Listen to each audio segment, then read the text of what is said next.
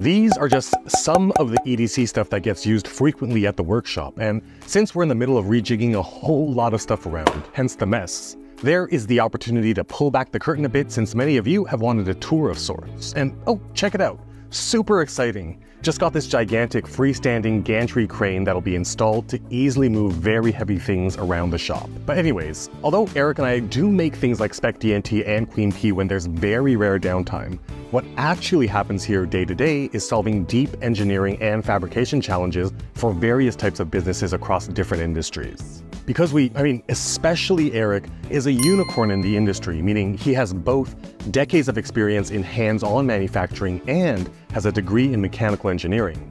Because of him, we are able to solve a ton of very unique challenges, which means there are also a ton, actually many literal tons of tools, which is why we do not EDC things like small Nipex pliers. Beyond virtually every hand tool and power tool you can probably think of, there's CNC mills, TIG, MIG, and even niche tack welders, lathe, hydraulic press, enclosed laser, radial arm drill, you get the point. That said, there are of course items that we do EDC, and I can't wait to show you them in practice, but first, let's get the lay of the land. The shop is a rectangle split into 4 zones.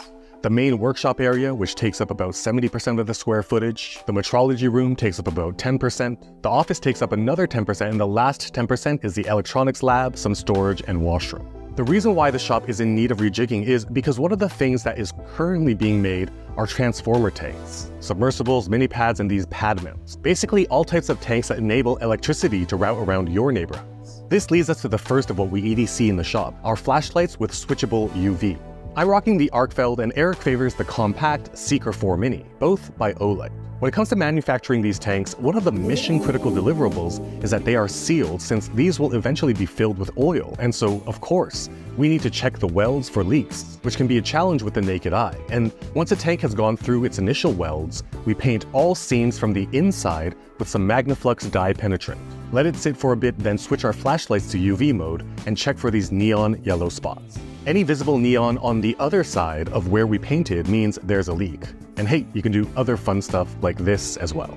I cannot overstate how handy it is to have both a regular flashlight and UV light in one single package, to swap back and forth as we diagnose leaks, and these two Olights have been awesome. And like everything else discussed in this video, they are both linked down in the description below. Whether you have work-related tasks for a UV torch, or you just want to check cash bills to make sure they aren't counterfeit, UV functionality in an EDC light is really quite handy. Taking a quick look at the main workshop space, with so many tanks being pumped out, I mentioned we are in a state of disarray because a whole lot of things are going to move around. But right now, we have still got storage flanking the backside of both walls, along with the forklift and mid-production tanks in between, with a temporary makeshift material shelf made out of pallets, while we figure things out. Gigantic hydraulic press, radial arm drill, and welding stations round out the core work area, and if I am at the workshop, I like plopping down right over here. Moving to the midpoint, we've got the central workbench with 2 CNC mills flanking one side and a narrower workbench with cabinet on the other side. These CNC mills are the incredible brainchild of Eric. Couldn't afford actual CNC mills at the time, so bought these 2 vintage Bridgeports, and his brain just designed, retrofitted, built the PCs, and wrote the code to make them work. The front end of the main shop houses the lathe and most of the tool cabinets and tool carts. This is the area that's always accessed and has the most foot traffic.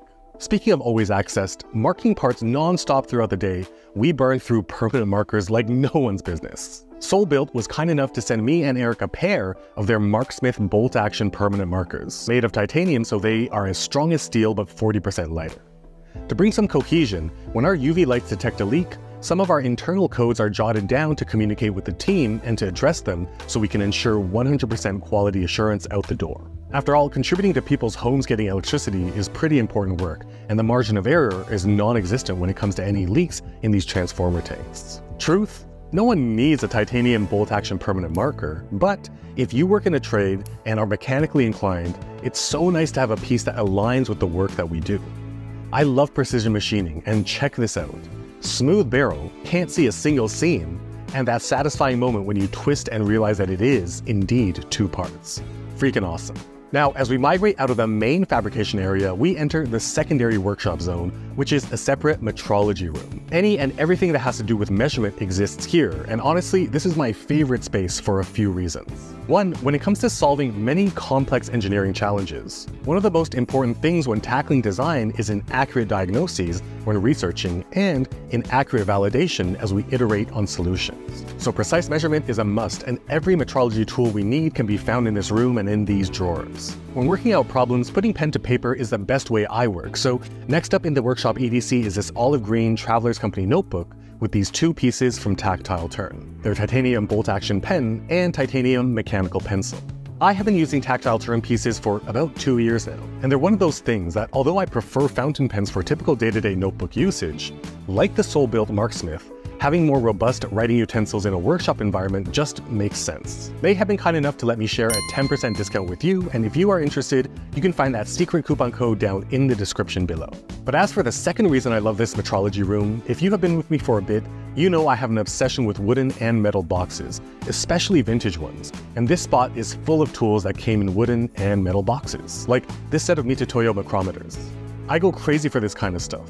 But probably my favorite thing in here is this vintage shadow graph, more modernly called an optical comparator, and although not the right use case, taking Queen P to it, just being able to remove 3-dimensional distraction, punch in, and examine profiles of things in 2 dimensions is awesome. Speaking of Queen P, even though we are obsessed with solving complex challenges for clients, sometimes solutions don't demand high-tech nor complicated executions. Here you can see the upcoming drop of Queen P in its machined aluminum form, and they are kept in the office since with so much machining and welding going on in the workshop, dust and dirt and splatter just aren't cool for things that'll eventually go to people who buy them. But one of the challenges we have had is the amount of time it takes to move them carefully back and forth around the shop for inspection here and to their next step, which is anodization to turn them into their final gorgeous matte black and matte silver stealth and sheen finishes. The non-high-tech, unsophisticated solution?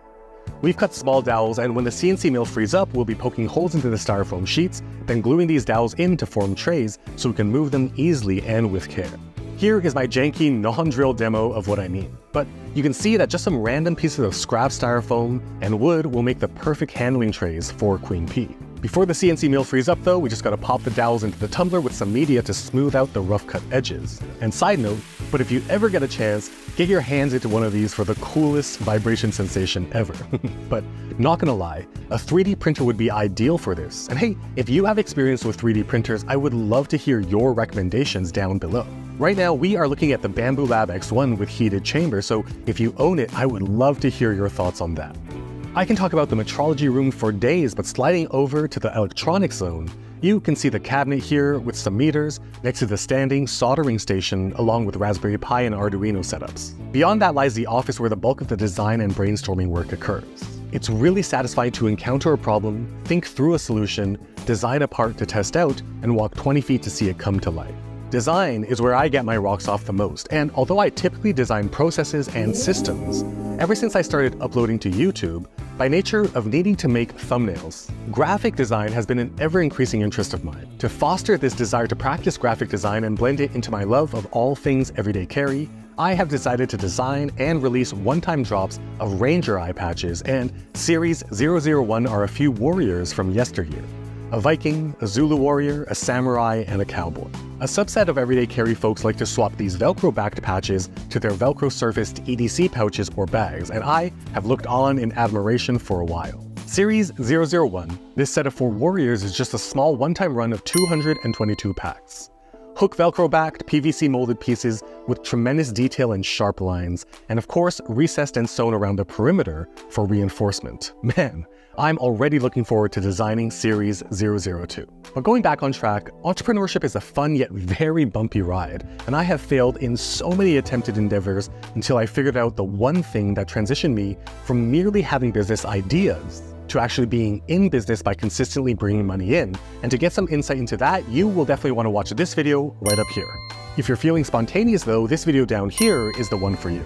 I'll leave them both on screen for a few seconds so you can choose which one to watch, but while you're deciding, consider liking, subscribing, and hitting that bell so you'll be notified the moment new videos just like this one drops.